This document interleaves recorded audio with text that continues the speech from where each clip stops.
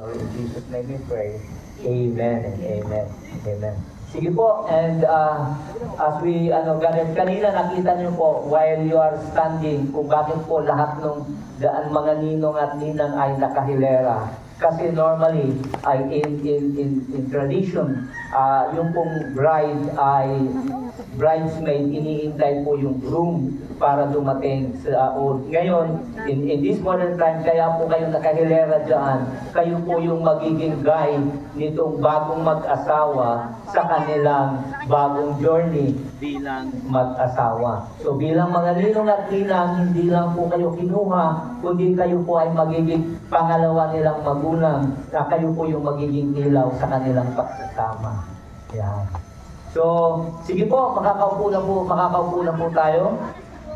And before we start, may I call the Dale and Ford.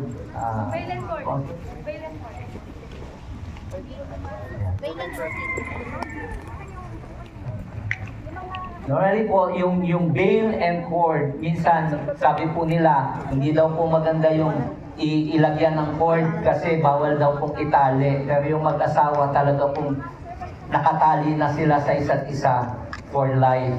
So sila po yun. So, and bail symbolizes of their unity with God under the cover of the Holy Spirit. So may I request may pinapagawa pa yan.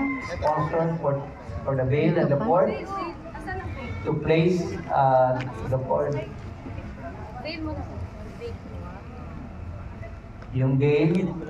Mas malaki siya kay Katrin. Hindi nagkasya eh. Kaya sabi ko, ay ganun ang gawin.